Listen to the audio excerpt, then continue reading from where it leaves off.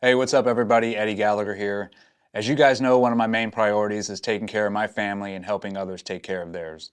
I spend a lot of time at the local range here teaching people how to control certain situations and get out of them safely. But the reality is, there are certain situations, such as natural disasters, that we cannot control, which is why I've partnered up with My Patriot Supply. When these emergencies come, they usually come without warning, and the supplies that you need should be within reach, ready to go at a moment's notice. You can secure these supplies at preparewitheddy.com and start off with a 4-week emergency food kit from My Patriot Supply. If you act now, you can save $50 off of every 4-week emergency food kit. These emergency food kits provide up to 2,000 calories per day and can last up to 25 years. Once again, go on preparewitheddy.com and save up to $50 per kit. Thank you and God bless. Welcome to Shoot Me Straight. Dave Fields, Eddie Gallagher. We're here today. I've been looking forward to this interview for a long time. My buddy Joshua Broome, who, what an incredible background you have, and what an incredible ministry. Now, start off. Just give us your background of where you grew up, what childhood was like. So Yeah. So I grew up in a super small town in South Carolina, and my mom got pregnant with me at 15, had me at 16, and in this small town, my dad lived in this town, and it lived, I think, like a mile and a half away, and like this town is so small that like literally one grocery store, one gas station, and in that town, I didn't have a relationship with my dad, but I could see him. So I didn't have access to the person I saw, which was my father. So he was never, a dad in my home or in my life. So he lived a mile and a half away from you? Yeah, said? yeah. So like super small town in South Carolina, and he lived just like right down the way. And so my mom, he was the same age as my mom. So, he gets married at like 18, 19, and they start having kids. So there's like literally the home with the white picket fence, and he lives beside his mom and dad, and like they have the life in which I thought only existed on a Hallmark channel. Yet that was my dad living this life that I didn't have access to, which made me think, what the heck is wrong with me? Yeah.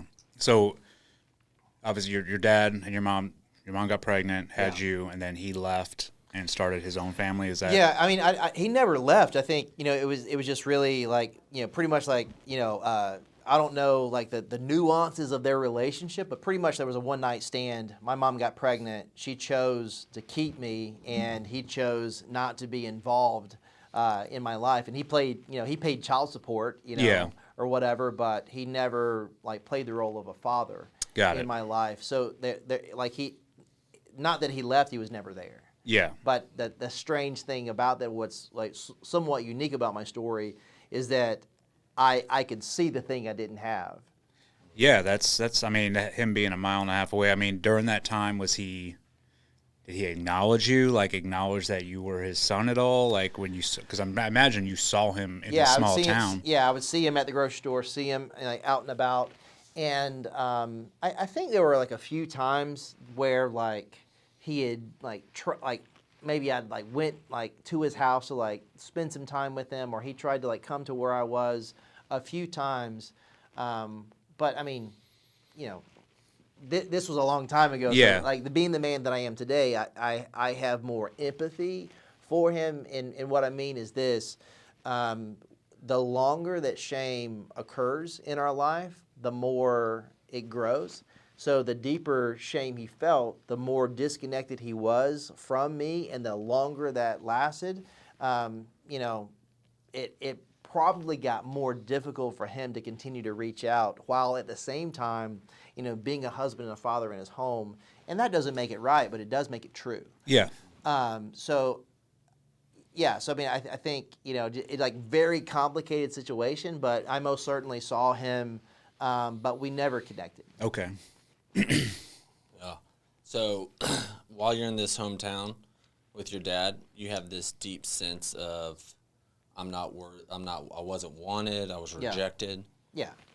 You see, we talked earlier, like you see that led you into the path of trying to get accomplishments and playing sports and Yeah, I mean, I think, like just men in general, like you're wired to have a high achieving personality. It's like you're called to and created to do good, to operate with excellence, to commit to things, to show up, to work hard, to do all these things. The Bible uses the word like radah, like we're called to rule and reign over the earth. That's who we are to be.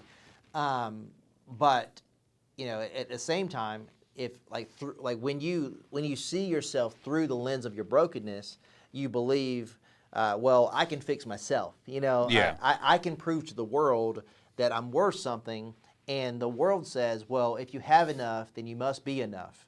So I thought, well, if I accomplish enough, even though the thing that I wanted to hear was, "Son, I'm proud of you." Yep.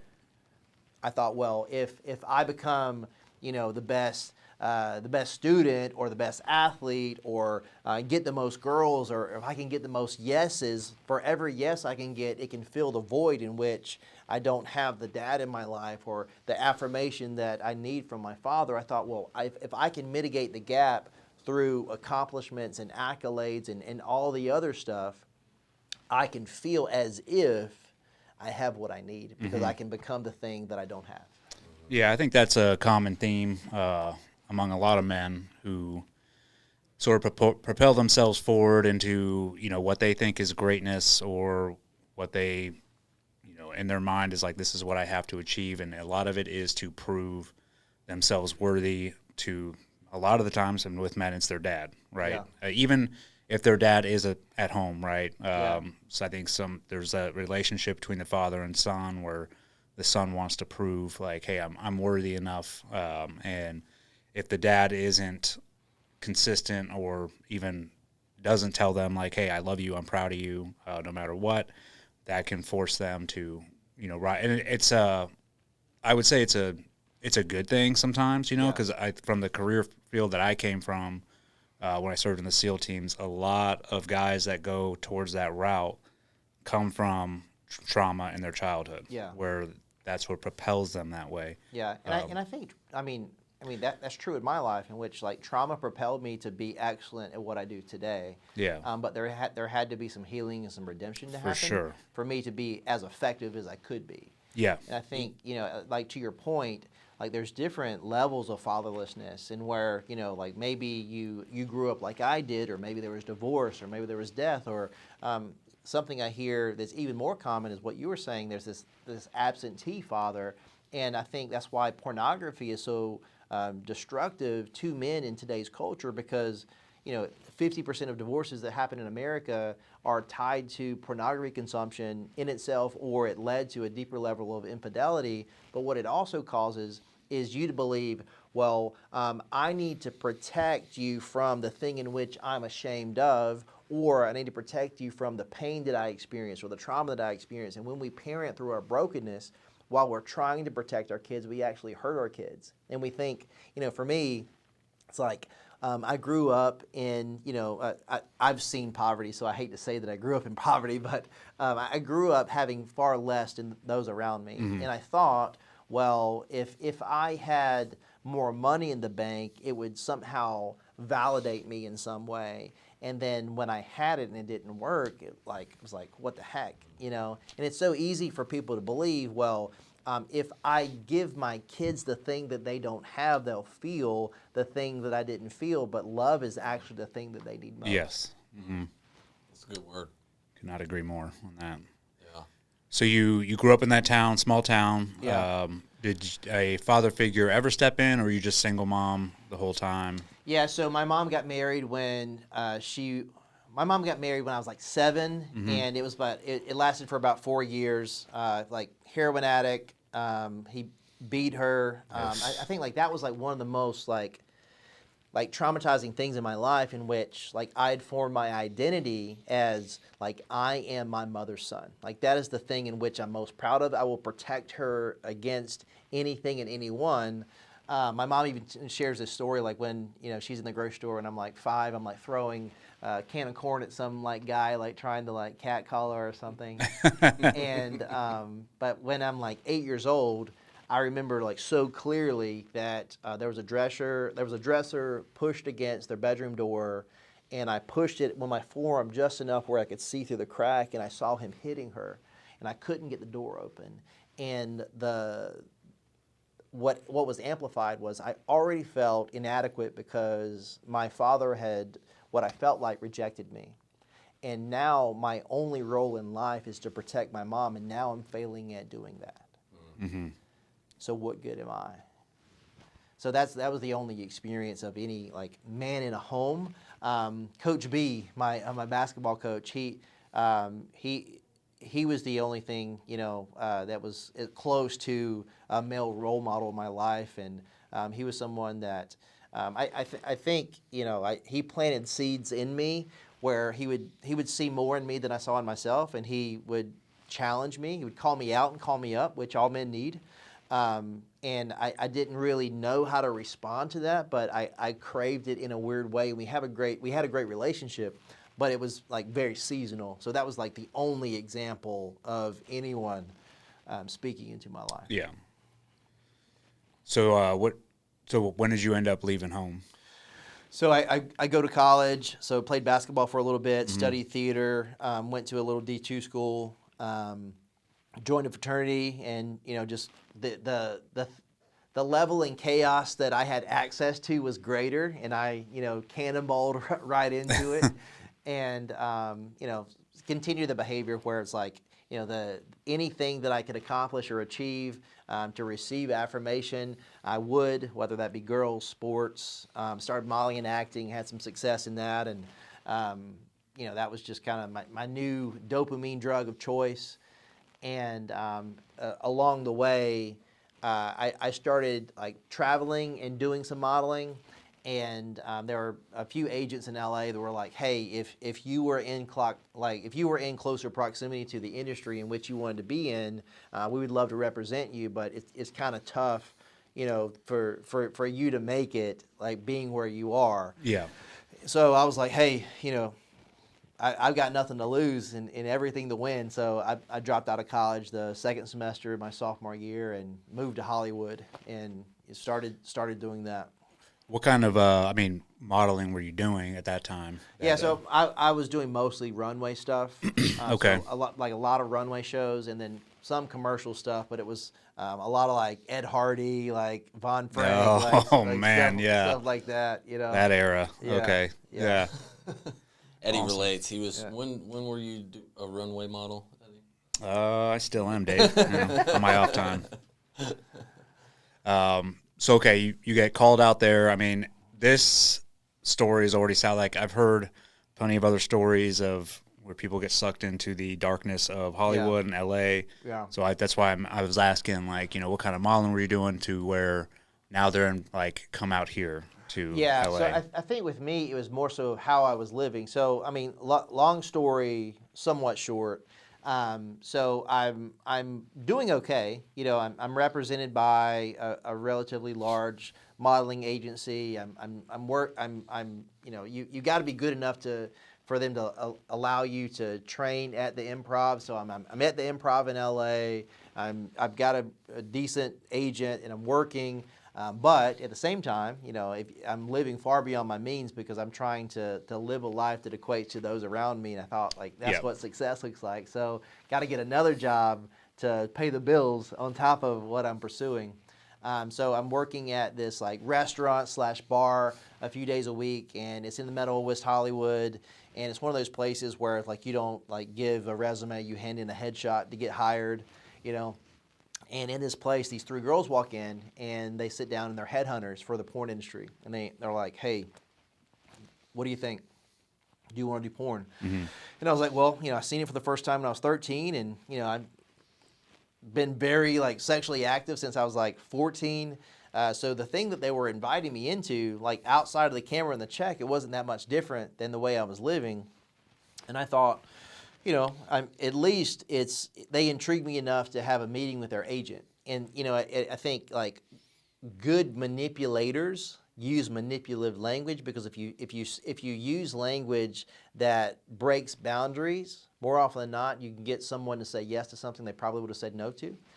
And I walk into, they say, hey, you want to meet this agent at this studio, and you have an appointment, and you'll meet with him, and you'll check in with the receptionist. So it sounds similar to a traditional agent. So I go and I meet with this guy, and he's like, hey, I just want to ask you 3 questions. How did you grow up? What are you doing in LA, and what do you hope to accomplish? And for someone searching for, ammunition to manipulate someone, for me to say, hey, I grew up, pretty much me and my mom, like, okay, you come from a broken home, you're searching Boom. for something you don't have. That's a check mark right there. Yeah. We got him. And then, why are you in LA? It's like, well, I'm just like looking to be in this creative space, model and act or whatever. Like, okay, a lot of people are doing that. And then thirdly, I think is the most interesting, I said, I guess I want to be famous. And like being famous is vague. It's the same thing as being rich. It's like if there's no tangible metric attached to the thing that you're pursuing, you're actually pursuing nothingness.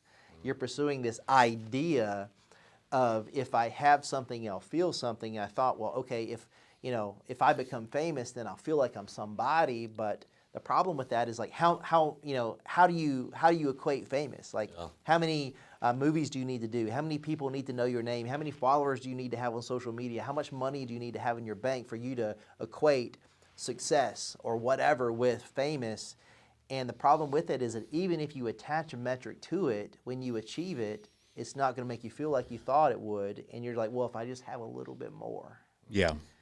So that's what I said. But what I was really saying when I said I wanted to be famous is, I want to feel seen. I want to feel known. I want to be loved. I feel like if I have that, I'll feel something that I don't feel today. Yeah. And he says, hey, I can make you famous. I can do this. You can do that. And I was like, all right, I'll do one. What would it cost me? What big of a deal would it be? And I do one, and this is 2006. So like. What was that like walking on the first set? Super weird, man. Yeah, I can't imagine, like, so you're brand new to it. Yeah. So I mean, it was like it was everything. It was nothing that I thought it would be. So I get to set. There's a receptionist. I'm going to fill out this paperwork, and the paperwork consisted of me filling out traditional like W-9 or whatever, and then I filled out a release, and then a part of that release was so. Almost like your work permit, being in that industry, was a full panel STD and AIDS test. So that is the only time I knew who this person was. So it's like okay, does her name and birthday on her test match her name and birthday on the copy of her IDs? And I had to sign that. So that was the only that was the closest to like face on face real interaction I have with this person. So I signed that, and then I walk in, and there's girls in makeup chairs, and then there's catering, and then there's this sea of lights around this girl, and they're taking pictures of her. And then a PA comes up to me and is like, hey, we're going to need you in about 30, 45 minutes. I understand this is your first time. Here's a blue pill. Take it. The Viagra? Here's a Viagra. If you've never taken it before, I would suggest biting it in half. Totally up to you. It's in your hand. It's yours. Do with it whatever you want. And I go into the bathroom, and I'm having this fight, should I do this? I can't do this, and I was like, man, I believed that my yes to that point had gotten me so far that I couldn't turn back. Yeah. And I think, that we end up 3 steps past where we ought have gone, and we believe that we can't make a U-turn. And for me, it's like, well, it was manipulative in that, okay, so the agent sent a town car to pick me up to bring me there. So what would I have to do to leave? Yeah. I would have to be like a kid at a sleepover, like, Dad, I'm scared. I need you to come pick me up. I changed my mind. So I would have to call him to say, hey, not only did I not follow through with doing the scene, I changed my mind. I just want to go home.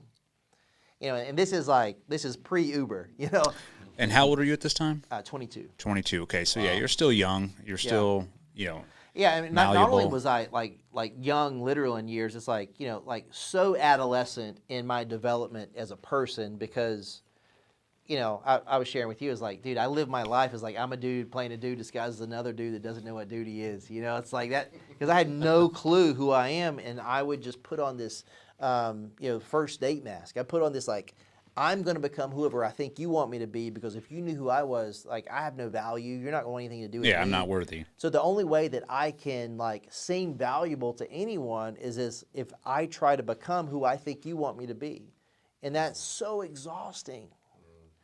But yeah, so I do that.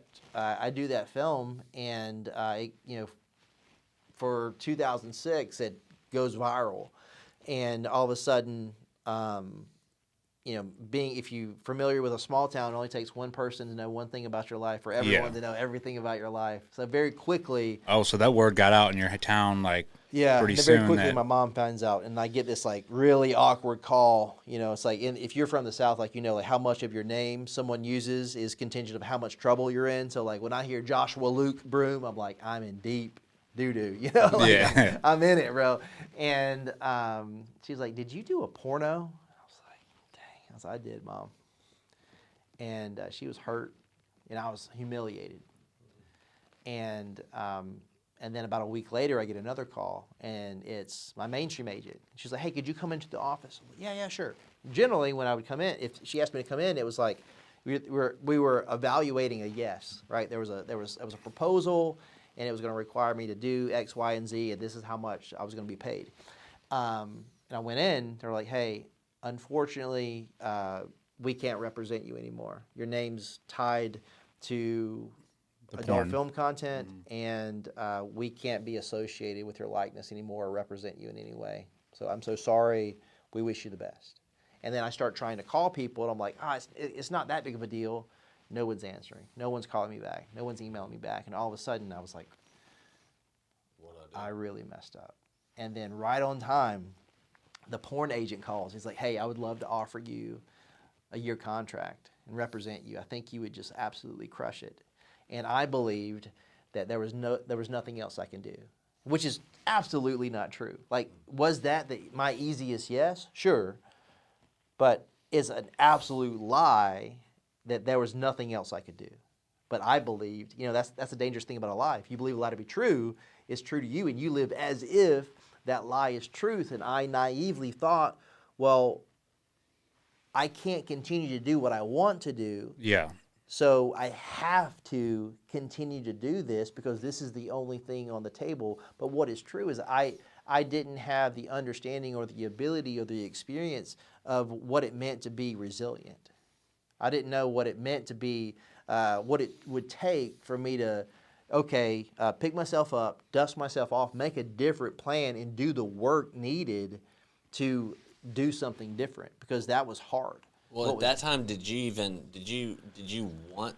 Was there some of you, like after that first porno shoot, when you were done? Did they affirm you, or did you give you like, oh, you did a great job, and like plant those seeds? Oh yeah, they were like, oh, you would crush it in this industry. It's like, you would be like super successful. You would make a ton of money. You would be famous, so on and so on.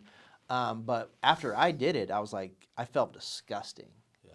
Because I mean, like literally, like you got camera A, camera B, camera C. There's someone shooting BTS. There's you're using erectile dysfunction medication. The girl's using numbing cream. Like you can't feel anything. You're doing it for a camera, so you're not doing it to feel good. You're doing it to be seen, which is very different. And then on addition to that, like you've got like, more often than not, there's like some weirdo in the corner eating Doritos. It's like the weirdest environment you could possibly think. And when you suppress reality in a situation like that, becomes like you're not like your everyday. In which I did 1,000 movies in 6 years. Like what that does to someone's mental and emotional health is destructive, because I'm literally suppressing reality, and a very uncommon situation becomes a commonality in my life, and that just becomes normative to me. And just because it's normative to me doesn't mean it's normal. Yeah, well, it's like almost fight or flight, where your body or mind, everything was like, okay, in order to protect ourselves, we're going to make this normal. Yeah. And block out everything else just so you can keep and going and keep managing your life. Do you think, like, from when they invited you down there and those 3 initial questions they asked you, obviously you're like, I want to be famous, which I think was like probably the most important question. Yeah. Do you think those people are like, hey, once he does this, he's ours because he's going to get rejected by everybody else and he's going to have nowhere else to go, and we got him? That's their MO. Yeah. Well, it's like if you can strip someone from if you can strip someone's human dignity, Yeah. and you get them to adapt to being objectified, and you get them to believe. Well, I mean, literally, this is something that's said often on set, and you're like reintegrated into their mind. Who's gonna marry you? You know, Yeah. like what are you gonna put on your resume? The deed's been done. Yeah. You're in. It's yeah. like you got this scarlet letter that you're going to have to carry forever, because what you just did is going to be on the internet for everyone to see forever. And not only is it this one time going to be on the internet, it's going to be partitioned into 10,000 different pieces of content. While I've done 1,000 films, it's partitioned into 100,000 pieces of different content, because what you don't read on the contract is this little clause that says we can sell this to as many third parties and partition it as many times as we want, and it has no limit. So they sell the images to dating sites and sex toy shops and all this stuff, and it's like, and because of the legalities of you're going by a pseudonym, like you're using a likeness, unless, because for the most part, like, no one is approaching it. It's like, okay, like how, like I need to I need to make sure that I'm getting a percentage of every video it's sold like, or yeah, clip. like anyone has always asked me, it's like, oh, well, what did you like? Are you still getting royalties? Like, no one gets royalties in porn. Like they're like being robbed and being enslaved because they believe they can't do anything else. Like, the people who are making the money are the producers. Yeah. Because like the directors aren't far from where you're doing, because the directors, they'll get a nominal fee for creating a product that the producers will say, okay, we're going to pay, sign you a contract, and you'll get like X amount of movies, X amount per movie. But that's essentially out the door now, because this is, I was in the industry back long enough where like DVD was still king. Yeah. So. Yeah. How much were they paying per?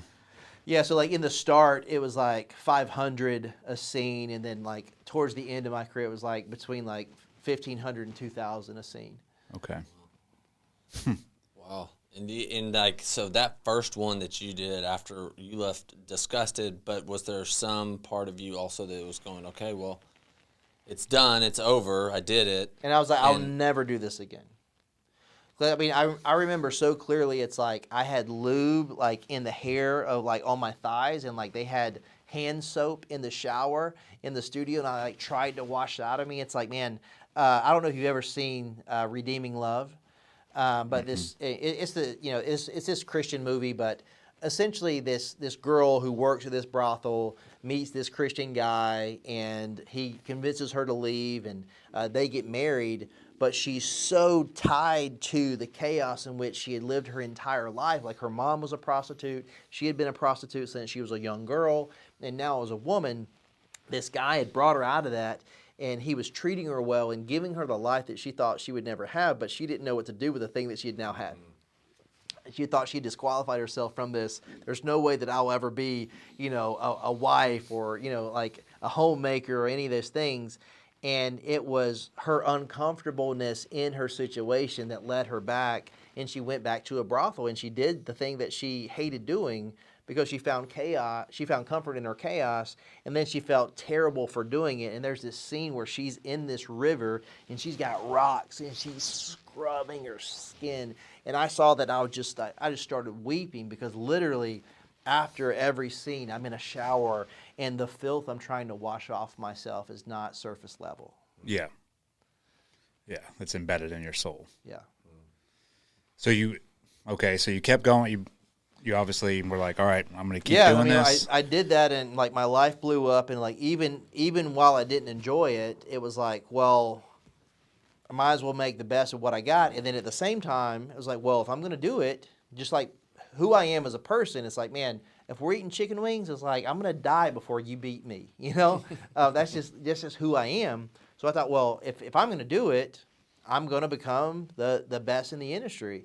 And I'm like, well, if I make X amount of dollars and I have X amount of success, that would equate for me feeling better about myself. So I was like tracking it. I was like, once I made $1 million, then I would feel good about myself. And I hit the metric and it didn't work. Yeah. And I won a bunch of awards while I was in that industry, but I got nominated for Performer of the Year, which means like the studios and the performers that have won it in past prior. They voted. They said, you are the most influential, like best, like. What are the stats to get Performer of the Year? Yeah, I mean, I don't know. What are the metrics they're going off of? Yeah, who knows? But it's like, that award meant like, well, you could charge more, like, to like, you could increase your rate to be hired, and like you had this allure to you, had more influence, all this stuff. But like for me, it's like if you won that award, that meant, hey, you are good. You are worth something. You are the best. And I thought, well, if I won that award, I'd feel a certain way. And I got nominated 4 years in a row for it, and 3 years in a row I didn't win it, but on the fourth year I won it. And I thought, like, okay, I won that award. Like, this is going to make me feel amazing. And then I found out I won, and it didn't work. And when it didn't work, I very quickly made a plan to end my life, because I'm like, hey, I have everything that I thought would fix me. Yeah, it's not working. Mm-hmm. So I've got, money in the bank and awards on my shelf, and people know, not necessarily me, but they know this character in which I play. But I still, not only do I feel the same, I feel worse. And the anxiety that I already had was amplified, and the depression that already existed was deepened.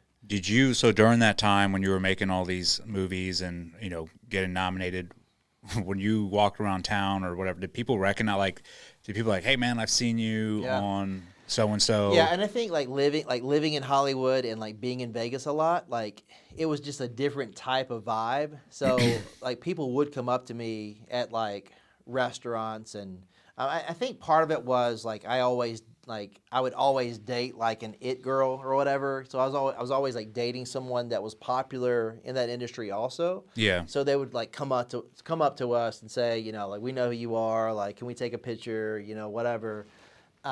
Which in retrospect, super weird. That's what I was going to ask. Like when people did do that, how did you feel at the time? If somebody was like, dude, I'm a big fan or whatever, like what kind of feelings did you have at that time? Yeah, I mean, I think like you suppress reality to the extent where like you want them to be saying something they're not.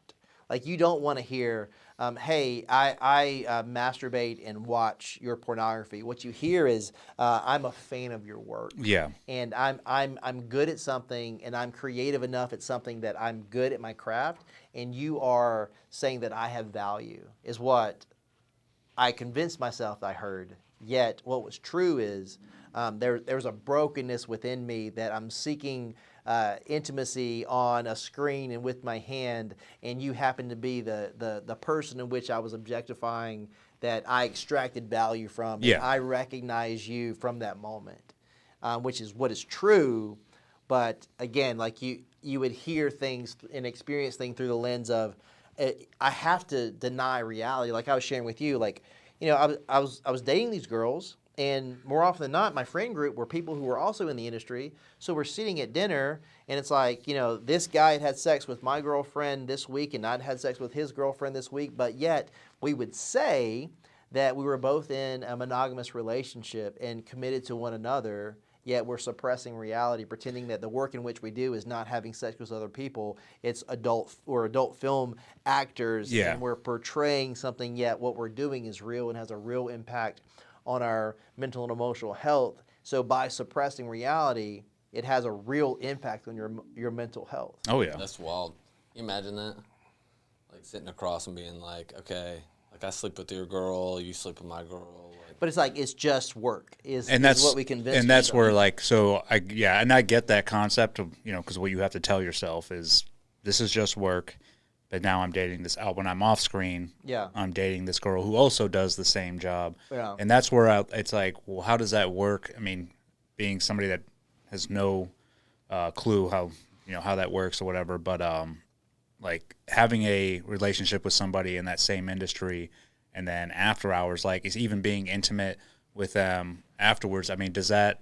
Yeah, I mean, I would say it was weird. It's like, like I worked so much, it was like, well, I gotta like save my supply. It's like, so it's like, Got to rest those hips. yeah, yeah. And that was reality. And it's like, I think like what separated me and like allowed me to have success to the extent that I did is that I took it seriously. And like most people would show up and like if they were they like in this time they parodied a lot of movies, which is like, cheesy and it's like funny to look back on somewhat. But like people would show up and like I would know my lines. I would be where I was supposed to be when I was supposed to be be there. I took care of myself. I was prepared. I treated the director and the producers with respect. I treated the girls with respect. To the extent which I thought was respectful. And just like the normalities of just treating people like took me really far in that industry because like it was like really broken people, and for the most part, my unique perspective in being in the industry was that I wasn't like at that point sexually abused. Like so many people were either trafficked or abused or they'd experienced something that justified what they were doing because of something that happened. So like in a weird way, I was like somewhat of a normal guy. I didn't have anything like glaringly traumatic happen in my childhood. Was like I was an anomaly. Well, to me, it sounds like because I imagine, that group does a lot of broken people flock to that industry, right? Yeah. But for you, even though you did come from somewhat of a broken home, like you talked about with your dad, but you were a professional. You were trying to be like you went out there to be an actor or to be famous in some form or fashion, but then got suckered into the porn industry. But that did not take away from your drive to be a professional. And you were like, if I'm going to do this, then I'm going to do it to the best of my ability. And that's it was fueled by your brokenness, right? Oh, like you're going, I got to prove my worth. I got to get to the top. I got to make performer of the year. Yeah, and I think it all goes back to the garden where it's like that like the serpent asked Adam and Eve, did God really say? And like we believe often that we can write our own ship. We can fix ourselves. We know what's best for us, and when we try to self-govern ourselves in a way in which we know what's best for us, and we can fix the depths of brokenness within us. Because often the way that we try to fix ourselves is we try to put enough good dirt on our bad dirt so we don't look dirty, and we're trying to manage the perception other people have of us in contrast to actually fixing anything within us. Yeah, and that's also, that's Satan whispering his sweet little lies into you, like, just do this and you'll be fine, right? Yeah, absolutely. Yeah, that's wild. It's wild to hear the perspective of what it's like. Also, just you coming on set that first time you feel dirty, you leave there and you go, man, it's probably like this mixed emotion where you're like, hey, they gave me all these compliments and said I was great, I'd be good in this, but I'll also feel disgusted. I need to wash. You even talk about the lube in your. But I mean, saying like if we're gonna get like really real, just thinking like at the end of my career, and then in most people, it's like for guys, there's when I was in the industry, there's like 20, 25 guys who like are doing this like as a career. And it's because the director is like he's taking all the risk. In that the director, he's paying for the talent, he's paying for the whatever place they're filming in, sound, video, like all these things, editing, permit, like all this stuff. Like so he's taking all the risk, and the guy is the only person on set that's not guaranteed to be paid, because if the guy doesn't do what needs to be done, there's no product. Yeah. So the reason that only 20, 25 guys, it's like the director is saying, hey, I trust this guy and I'm going to hire you over and over and over again. And because of that and the level of stress involved with that, That's why like people will use erectile dysfunction medication, and to the extent where a lot of people started using, it's called Caverjack, and so it's like you inject a chemical into the caverns of your penis, and it's erect no matter what you're doing, but it's for paraplegic people who want to be intimate with their spouse. So I mean, I just want to paint this picture. So like at the end of a lot of films where you think there's this like this beautiful moment happening, and you're just taking a peek into the window of this like sexual act that's happening, there's two very broken people. Like this girl's using numbing cream. This guy has an erection based on a substance, and the girl, you think he's looking at the guy, but she's actually looking at the camera. And there's a camera like draped across your shoulder, and there's a boom mic by your head, and there's there's a sea light underneath your junk, and there's all this stuff happening. And then at the end, you can't even climax from sex, and you're sitting there watching porn on your phone, masturbating, and you yell at the director when you're done, and they come and they film you climaxing, and then they edit it and they make it look as if there was this moment that they were just peeking in. They caught you having this crazy sex with this girl, and they actually captured this completely fictitious thing with these two very broken people, and in the product in which you're consuming is a complete fabrication of what actually happened. Wow. You go and look at porn and jack off to looking at porn, and then come back and come like with the girl just to shoot that. Yeah. That's wild.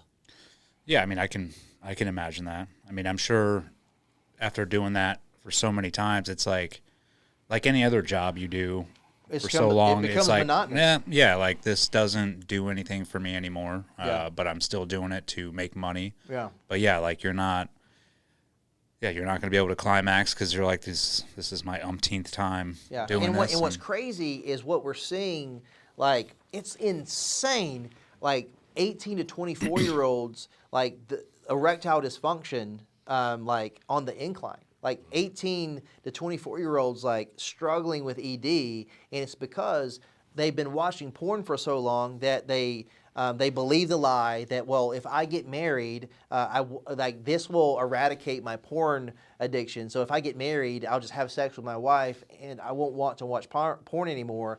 Not true. They bring the porn addiction into the marriage, and then they start saying, hey, the proclivities that I have, the fetishes that I have, that I've actually developed through the perversion in which I'm watching this fictitious representation of sex, I'm now wanting to put on you, and maybe you don't meet the specs in which the porn I normally watch. Yeah, what's like up here? You don't meet the fantasy, but guess what? The fantasy's not real, and no one's going to meet that.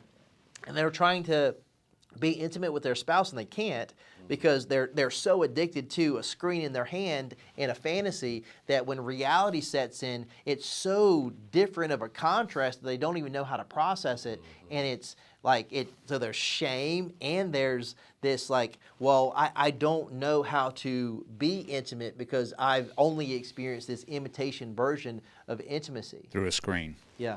Oh, that's wild. Was it wild, like, when, like, through that time, just, like, meeting, I can't imagine just meeting a girl and immediately having sex. Like, immediately. But I would say not even meeting. Like, so the girl's laying there looking at the camera, and then you walk in, and it's almost like you're just like a floating penis that comes into screen. You know, it's like it, because there's no, hey, how are you? Or is it okay if I do this? There's no consent. And here's the crazy thing.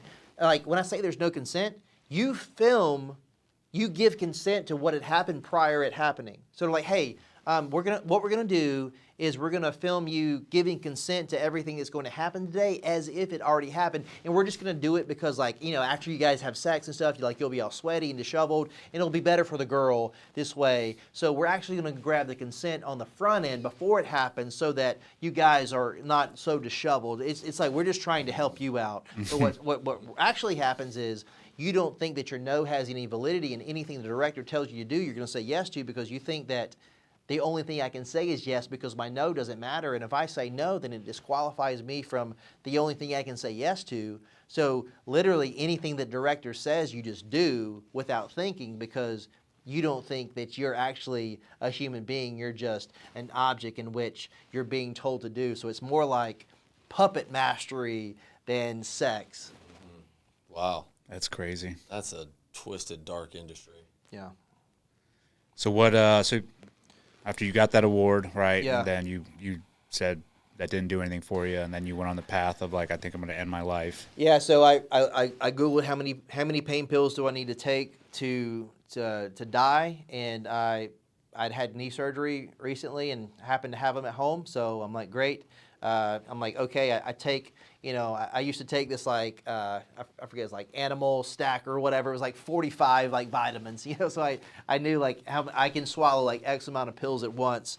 So I partitioned them into groups because this is the maximum amount that I can swallow, but I don't want to try to swallow too many that I'll choke and I'll back out. So I'm trying to make a plan so that I'm successful in what I'm going to do. And then while I'm making this plan, I just get this itch, and I've got this check in my pocket. I just got back so I flew from Atlanta to LAX, and I had filmed a scene in Atlanta, and I still had the check in my pocket. And I took it out and I looked at it. On the memo of the check, it said, like something sexual, like, in the memo of the check, like this is what the name of the movie was or whatever. And I thought, well, I still need someone else to tell me something about myself to justify what I want to do. So I wanted to walk into a bank and hand them the check and then look at it and be disgusted with me as I was disgusted with myself. And normally I would avoid that like the plague, because I would do like ATM, mobile deposit, whatever, so that I wouldn't have to experience that. But this is exactly what I wanted on this day. So I walked in the bank, I slid the check across the counter, and just waited. And I was terrified, like moments away from taking my life. And the transaction happens. She doesn't like do anything out of the ordinary. But then as I start to walk away, she says, "Excuse me, Joshua, can I help you? Like, are you okay?" And what she didn't know is that it had been over a year since I heard my real name. Because in that industry, you go by pseudonym. And I had removed anyone that loved me enough to tell me the truth, which was, hey, the way that you're living is destructive and you're actually better than that.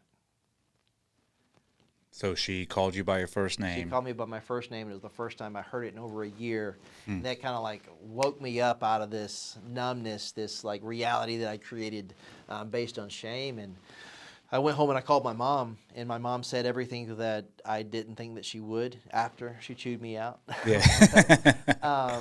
Because she'd been calling and texting me for a year, and I hadn't responded. And there's people dying around me left and right, like people dying of AIDS, people committing suicide, people like falling out of windows and dying, and like all this stuff. So in a very real way, I was robbing my mom from just knowing if I was okay. And I'm like, I felt the guilt and the appropriate conviction of that. I'm like, I need to call my mom. So I like go home and I call her, and she lays into me a little bit, and then she's like, hey, I just want you to know I love you, and you are so much better than this, and I just really wish you would just leave that and just come home.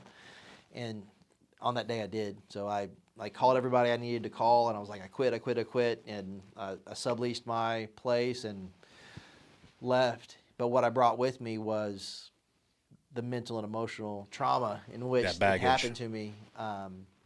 And then I started working at a strength conditioning facility. Had a great mentor. He was the strength conditioning coach for the Carolina Hurricanes. Poured into me, and then he started. So he leads the Thor program at Fort Bragg, and just great guy, and just like pouring into me.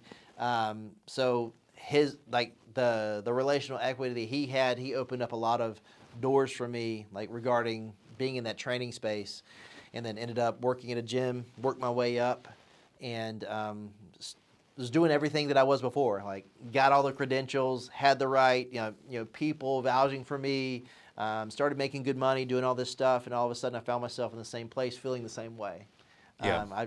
I removed myself from the specific toxic environment and doing the toxic things, but what I brought with me was the same habitual, mindset. And 2 years into that, I meet this girl, and I'm like, hey, I just need to, I've been sleeping around, I've been doing all this stuff, I'm not that different, than the life that I've been living. And we meet to go on this run, and I was just like, man, I just need to tell her how big of a piece of trash I am, you know. I'm like, hey, This is a girl that you're dating. yeah. And I'm just Okay. like, this was like date one, you know. This Okay, is like we're all going right. for a run, and I'm like, hey, before anything starts, I just want you to know, you know, this is who I am. And I just give her like a 5-minute, you know, spill of like, this is how bad I am. And not only am I bad, I'm like this unvaluable person because my dad didn't even want me. So like I'm unwanted and unvaluable, and I'm bad because my worst mistakes are easily found. Hey, you talk about like a sabotage, but 5 minutes into a date, you're like, my dad, Yeah. I'm a porn star, Yeah. like all this stuff. Yeah. I'm like, It's this is, and I believed it. I was like, this is who I am, you know? And she was like, well, are you doing those things now? And I was like, no. You know, I've been out of that industry for 2 years. At that point, so it had been 2 years, so out of the industry for 2 years. You know, not doing those things, but most certainly living that way. Yeah. She was like, it was like, okay.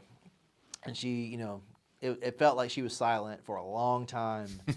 And then, It's a lot to process. Yeah. And then she got really serious. And I thought, like, you know, is she going to slap me? Like, is she going to, like, tell me to get out of there? Is she going to, like, bounce? Like, what is she going to do?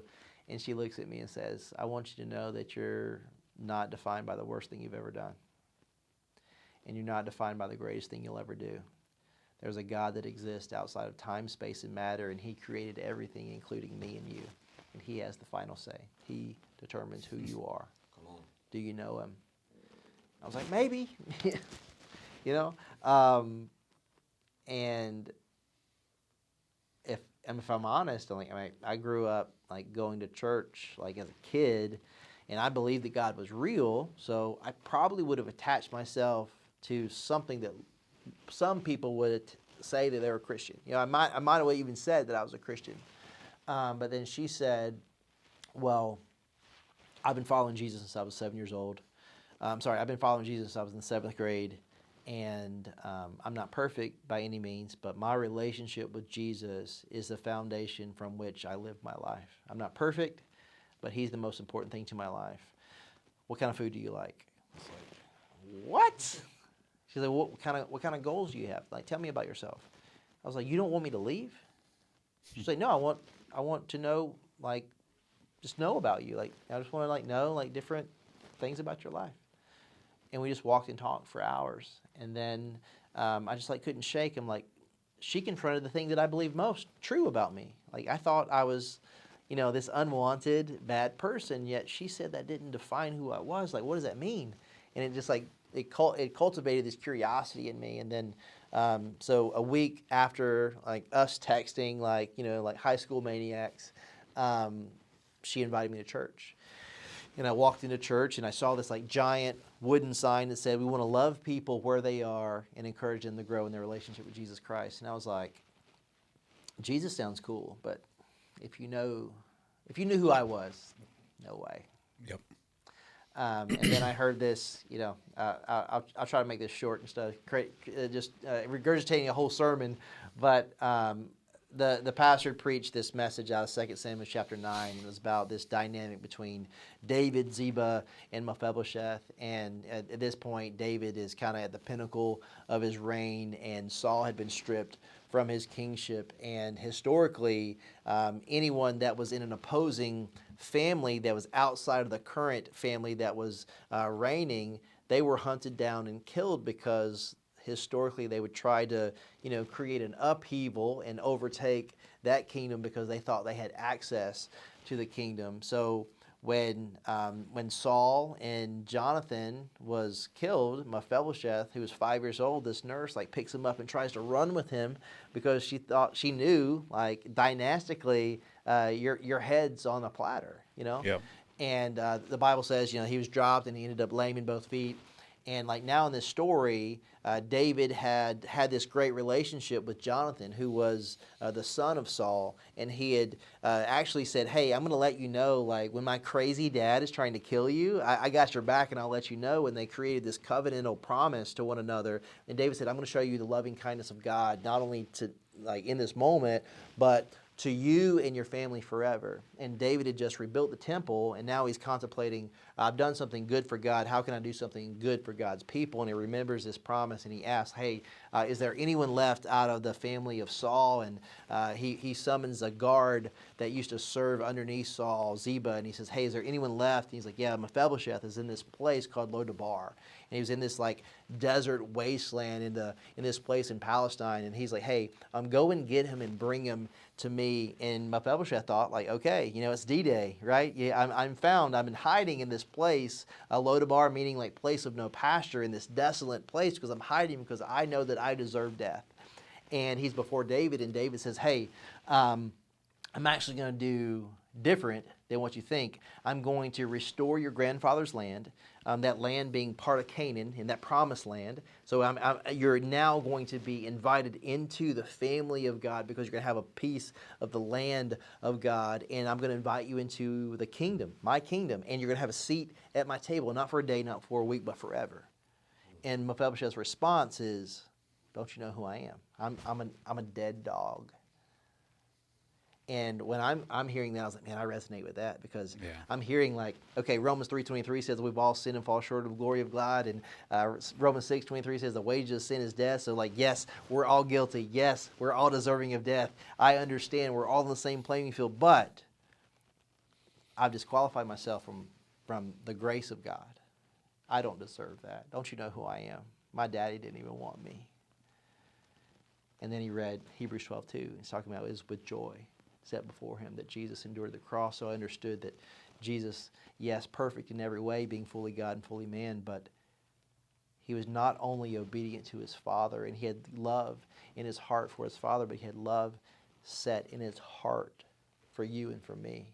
So he went to the cross with joy set before him, because he loved you enough to do that on your behalf.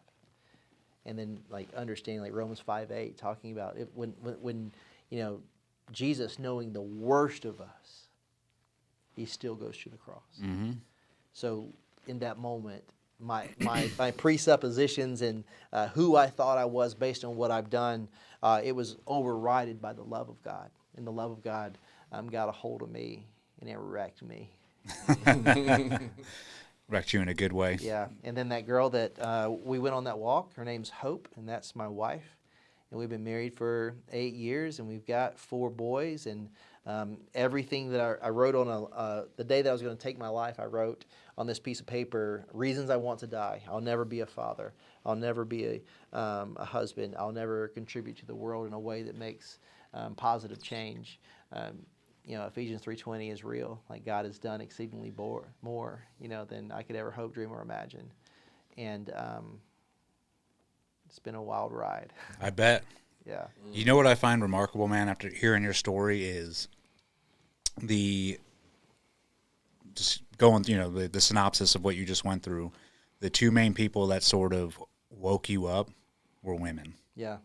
After having a job that objectifies women. Yeah. I mean, objectifies men too, but I would say women more than men. I mean, just from an outside perspective. Certainly, yeah. But yeah, I think that's, the girl at the bank calling you by your first name, sort of waking you up there, which then forced you to go home, called your mom. Yeah. Actually, 3 women. Yeah.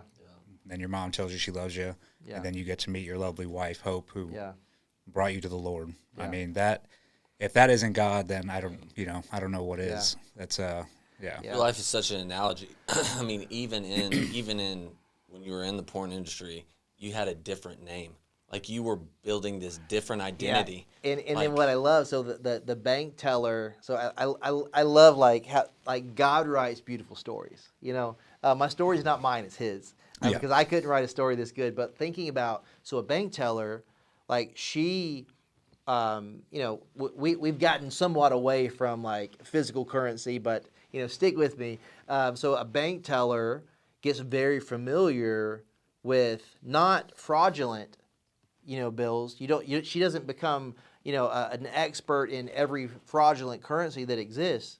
She gets very familiar with what is real, because when you know with what is real, you can identify what is not. And what she said was my name, Joshua, and Joshua means Yahweh is salvation.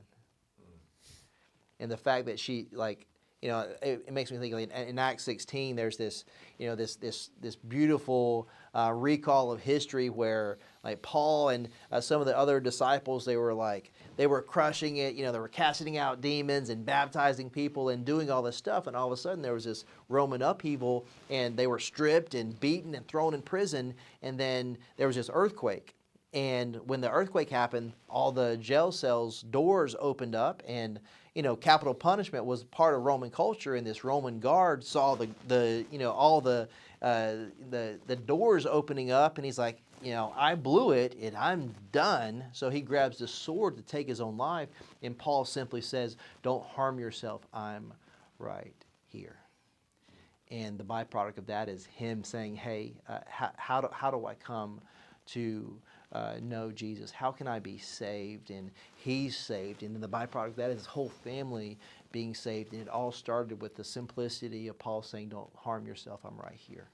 And how many men that are in, like, someone listening to this lives, that you need to check on them. You need to text them one more time.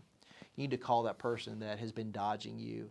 You need to have that lunch that you've been putting off because it doesn't line up with your schedule. Maybe it's the barista that you go to often, and you happen to remember their name, because there's things that the Holy Spirit prompts you to do, to just say, "Hey, man, I see you." Yeah.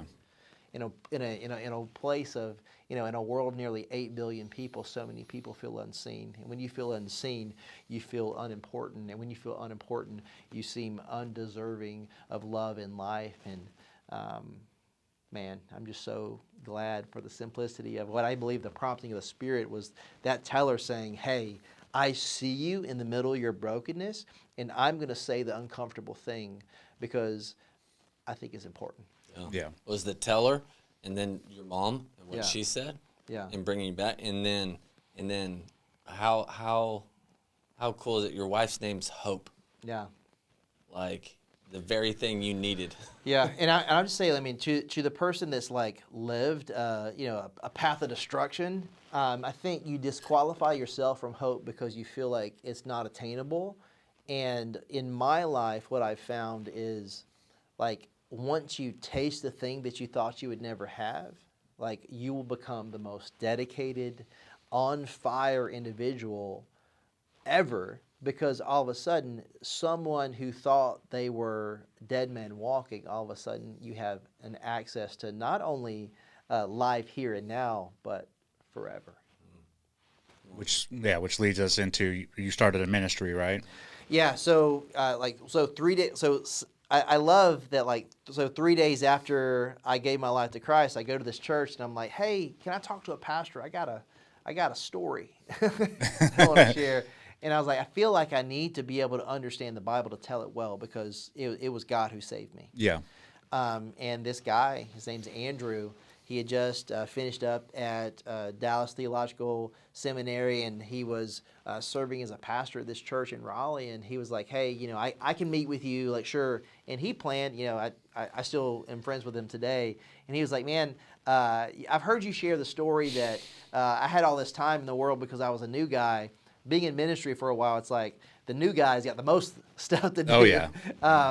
But he was like, "I didn't have time to sit with you like I did, but I thought, okay, I'm going to give you a Bible and say, here's observation, interpretation, application. Here's how you read the Bible in proper context. Here's a quick little lesson. Read the book of John. Get plugged into a small group."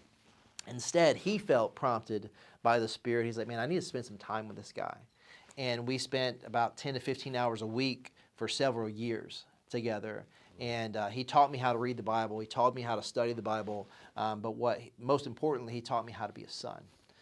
Because to become a man of God, to become a godly husband, a godly father, all these things, understanding who I was in Christ, through sonship, I understood who my truest identity was. Yeah. And that came from him calling me out and calling me up. And like Proverbs 27:6 talk about the wounds of a friend. Like sometimes we need people to say the stuff that stings a little bit because they love us enough to say it.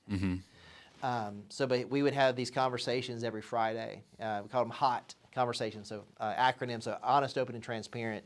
And he would not just ask me like, "Hey, are you doing the right things? What does it look like when you're thinking the wrong thing? Where does that emotion take you? Like, even if you didn't do what you set out to not do, like, what other behavior? You know, it's like, because for me, I was like struggling with lust, and that lust, lust wasn't born out of that, or like any kind of sexual immorality wasn't born out of it, but like I would operate in anger. You know, I'd be like so frustrated that I was still dealing with this crap that I was like, you know, I need to man up more. You know, I need to white knuckle it more. So like, how can I have this legalistic approach to like, how can I eradicate this behavior in my life? And what's true is like, you think about the scripture talking about if your right hand causes you to sin, cut it off. It's a metaphor in that you are not capable of cutting yourself off from the thing that you're desiring, because if we have this humanistic approach to it, it's like, well, if I've got a problem with masturbation, then if I cut my hands off, I wouldn't be able to do it. But the problem would be I would still have a mind. Yeah, you still have to those think thoughts. it, or I would have eyes to see it. And the problem lies in your heart. And you need spiritual heart surgery, and only Jesus can do that. So how do I fix it? It's like, man, Titus 2 talks about, you know, the byproduct of saying no to ungodliness is you start to develop an appetite for righteousness. If you got two hungry dogs in the fight, whichever one you feed is going to be the strongest, and that's direction that he's going to pull, you know, the quote unquote sled, which is you. So he sat me down, and he encouraged me, but he gave me a lot of kicks in the butt also.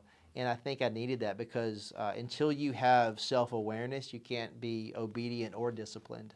So I needed to see myself from an outside point of view, and people needed to say things to me with all the information, right? Not just what I wanted him to hear, but I trusted him enough to tell him what was actually going on.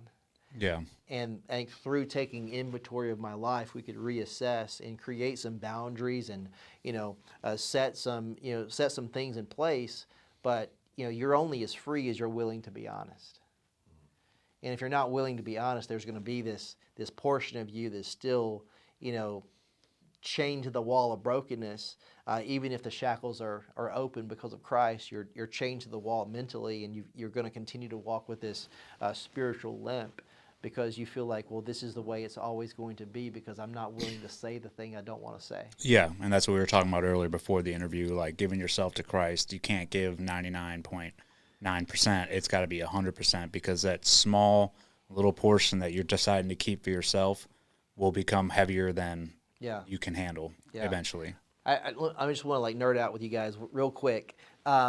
I'll be quick, but so there's this portion in John 21 where Jesus restores Peter, and Peter was he was the OG rock, he was the rock before the rock was a rock, but then 3 verses later he was Satan, Jesus called him Satan, and he said, I would never do this, I would never do this thing, I would never deny you, yet he did it 3 times. And then in John 21 we see he's been resurrected, and he had seen them, but they hadn't had an interaction. And in John 21 Jesus is cooking breakfast on the shore, Peter sees him and he goes to him, and they have this conversation. Jesus says do you love me? Yes. Do you love me? Yes. Do you love me? Yes. But what's really beautiful about that is that there's this Greek word anthrakeia, and it means these burning coals, and it's only found twice in the New Testament. It's found the first time in John 18 when Peter denies Jesus for the first time, and the second time is when Jesus says, hey, do you love me? And our sense of smell is so connected to our sense of memory. And sometimes we need to go back to the place in which we failed so that we could be restored and find healing. Because until you're willing to go back to that place, you're not going to be able to get to the place you want to get to. And the language in the Greek, it says, we've got, love means I love donuts, I love weightlifting, I love my wife. It sounds the same, means very different. In Greek, there's different words that are more precise for what it means. And Jesus says, do you agape me? Do you commit to the totality of love in which I love my people? It's sacrificial. Like, do you love me like that? Peter says, I phileo you, which is like a brotherly love. And then Jesus says, well, do you agape me? He's like, I phileo you. And then Jesus is like, well, do you phileo me? He's like, yeah, I can commit to that. And the lesson that's in that is like, hey, if you commit and you bring to Jesus who you truly are, like not the person you wish you would be, not the person you portray yourself to be, like who you really are, like all your crap, all your dirt, all your sin, all your brokenness, like all of it. If you bring that person to the place of Jesus, to the foot of the cross, if you bring that person to him, that's where you're going to find healing. Mm-hmm. Because what does Jesus say? Okay, go feed my lambs. You're not a fisherman. I've told you that since we met. Go do what I called you to do, and be the person that I've called you to be. Because you've disqualified yourself because of something you've done, and you don't get to identify yourself. So if you want to feel fulfilled, you want to feel restored, go do the thing I called you to do. Because if you truly love me, you'll trust what I say. Yeah, you'll submit. And then that's how we get to Acts 3, where, with zeal, he's preaching to a Jewish audience, him being a Jew, saying, you denied the Christ, you crucified him, and so did I. My sins put him on that cross as well. So I'm telling, please, repent, turn from what you're doing, because I know what it cost me.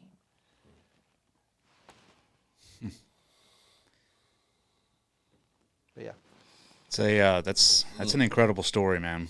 I mean, and to go from that to what you're doing now, and then I imagine you're going around giving talks and travel all over the place, giving talks. I love partnering with organizations that are doing good work, and I'm lobbying for legislation to happen. I'm speaking into sex trafficking and human trafficking organizations and preaching the gospel. And it's like God has me in all these places, and I find myself often saying, "Hey, what the heck am I doing here?" And it's like, well, it doesn't really matter.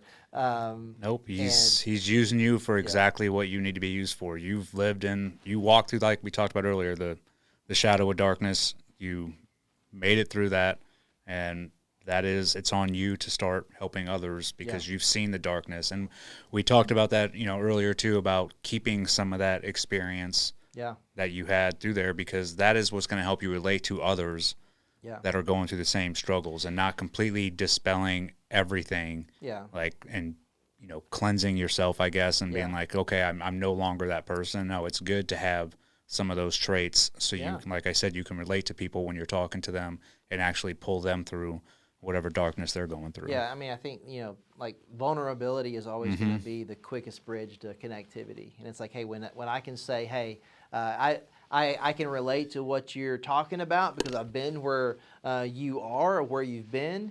And I want to tell you, man, actually healing is possible. Like having a healthy marriage is possible. Being a good father is possible. Even if you didn't see it modeled, even if you experienced it in a negative way, that doesn't have to become who you are or what you do, because there is something greater that defines you. And there's healing and restoration, all these things that can and will take place because of what Jesus has done on the cross. But like to your point, it's like, man, the reason I'm successful at what I do today is because I didn't throw away everything I've learned from the things that I've done, even if they didn't glorify God, because God was with me in that. And some of the characteristics and personality traits and gifts and talents that I was using in an inappropriate way, God redeemed and restored those. And those things in your personality surrendered and submitted to the person of Jesus are now the most advantageous things to you, because you're now using the things in which He gave you for His glory, for His purposes, for His plan. And if you say, hey, I can't do that because I did not want to communicate. I did not want to have any kind of platform. I didn't want any of that. And he's like, well, it's a sin of omission for me to be disobedient to what He's calling me to, because it's never been about me, Yeah, it's that reminds me of similar to you. yeah, well, that's my favorite quote, and I'll say it again. Through faith, this pain will serve you well, and Yeah. you have to take while you're going through that. You take that pain and you go forward with it and help others. Amen. Yeah. Dude, it was awesome having you on. Love your story. Yeah, thank you so much. Love your story. And we got the book. What's it called? Yeah, 7 Lies That'll Ruin Your Life. 7 Lies That'll Ruin Your Life. Yeah. Okay. Yeah.